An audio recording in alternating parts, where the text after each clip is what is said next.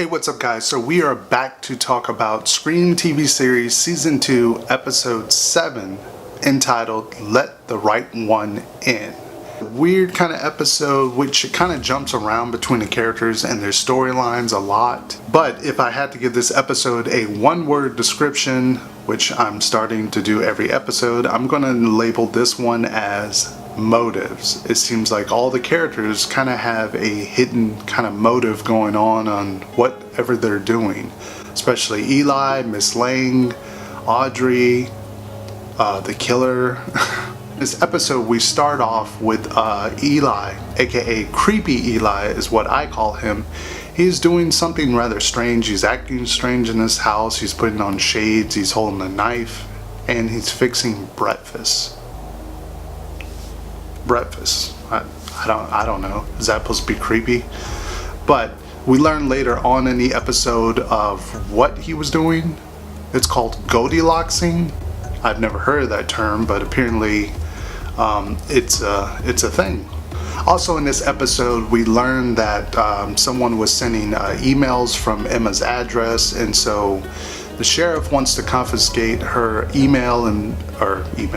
wants to confiscate her computer and go through it. But we learn about the farmhouse that we saw earlier in the season where Emma and her mom went to the farmhouse, and they learned about there was pictures of Emma, a young Emma, on the wall, and they kind of just left the house real quickly. The sheriff learns this information from Emma, and he decides to go to the farmhouse to investigate himself, finding a picture of young Emma and possibly our killer.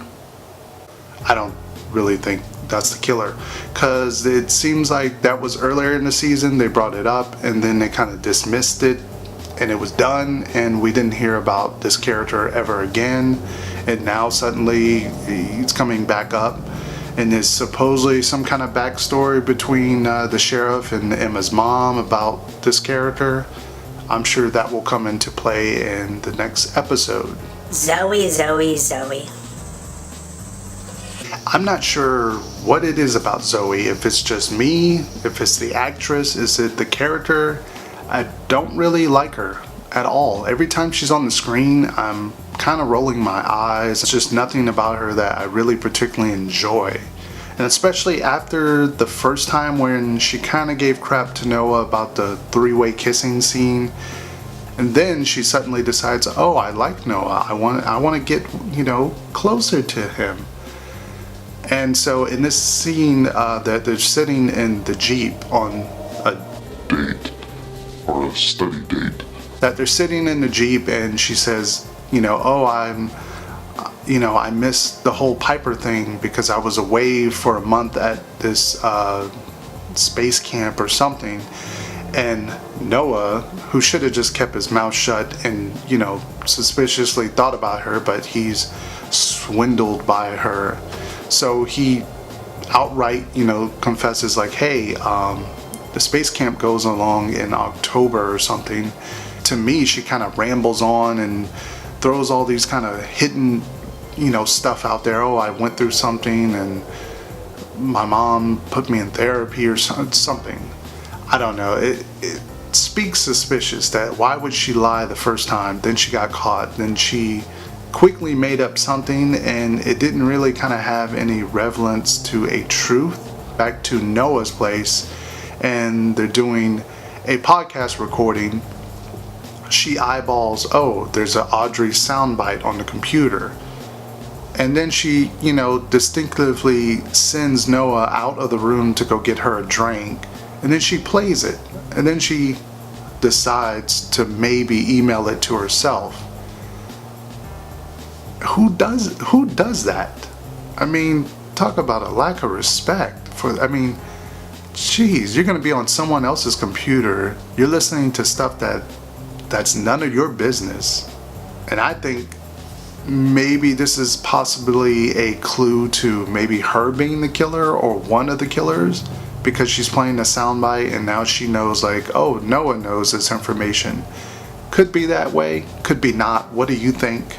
And just as I predicted about Miss Lang getting attacked, We see her having a recording of her and Emma. Once again, she's kind of doing her case study on all the characters and all the characters, all the kids who are going through this Lakewood, murders and stuff. She kind of has case files and all these recordings that she's collected. So we see that the killer is calling Miss Lang, and he's luring her out into the hallway. And we see that she bumps into the killer, who's holding Branson's hand and holding a knife. He goes to kind of fight her or just try to kill her. This is kind of cool. Reminds me of the Scream movies per se, where the killer is not perfect and they're kind of just goofy in a way, and they kind of mess up and stuff. Usually it seems like we see the killer for like 2-3 seconds, then they're gone. And this in this one scene we get to see it kind of be extended, and I really like that they kind of chose to do that. With Miss Lang trying to, I guess, run away, the killer catches her on these flight of stairs, and they struggle, and then we see the killer just basically lift her up and toss her pretty much over the set of stairs. She hits the ground, and there is a massive puddle of blood like leaking out. So suspend your belief. She's still alive. I mean, I don't know how anybody could be thrown off, a couple stairs, hit I'm assuming your head, and bleed out that much and still be alive. But it's a TV show, I guess we're just gonna have to believe it. This leads me also to think that the killer tosses her over the stairs.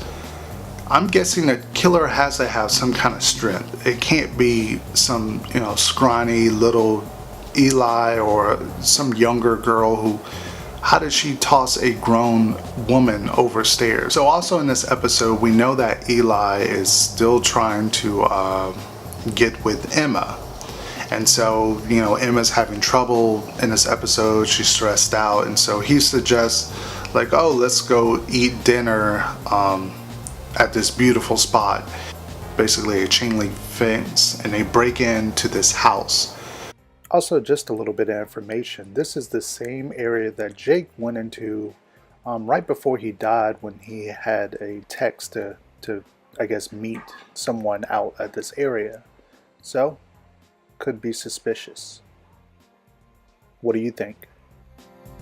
But we have a weird particular scene in which Eli is coming around the room, and he kind of slides this bag with the phone underneath a dresser or something. But then they're kind of having this conversation, and then we see that the camera kind of pans over this hallway door, and we see that there is Branson and Noah's informer sitting in the bathtub, full of blood and cuts and everything. Then we see suddenly the house is on fire. I initially thought like, oh, this is going to be some kind of dream sequence thing, but no, it really was on fire. So the killer burns down the house. I'm not sure why he wanted to do that. He or she wanted to do that because that would just lead the police there. But maybe this goes back to when Brooke went to the hotel to let Branson go. We learned that he was gone. There was really no evidence of the blood or anything, and that there was a GoPro camera recording them being in the room. Thus, I believe it's time to get to predictions.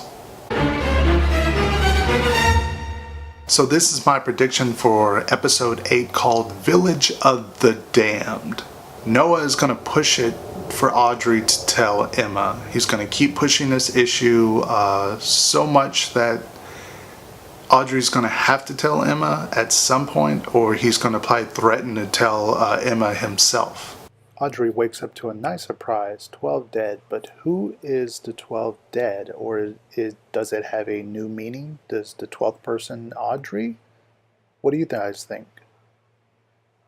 We also learn that the killer forces Emma to go through a deadly game at the carnival. When they say deadly game, I'm predicting that someone's going to probably die in the next episode, since we're kind of overdue for it by now. And they stated that Brooke launches an attack on the entire town. I believe she's going to maybe have some kind of breakdown, and she's going to start lashing out and telling secrets maybe. What do you guys think? Leave it down in the comments section. I'm interested to know, what do you guys think about this episode, and who do you think the killer is? I think we're starting to kind of narrow it down. At the school, we can kind of narrow it down. Obviously, Noah's not the killer. Obviously, Audrey and Brooke are not the killer. Is Emma the killer?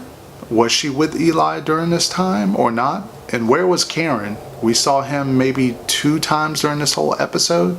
Very suspicious about where he was.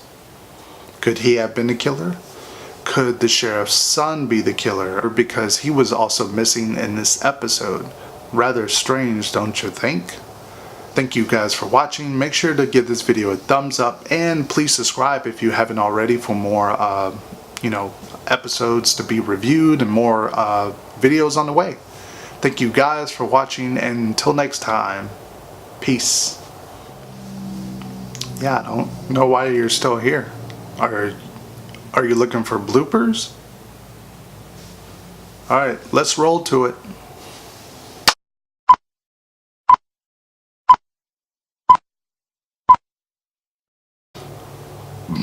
Excuse me. But we learned that the sheriff now knows about this. We learned he's baiting her out into the hallway about Branson, and she sees Branson, laying on the ground with his hand cut off, and she runs into the killer. No, that's correct. Let's go back.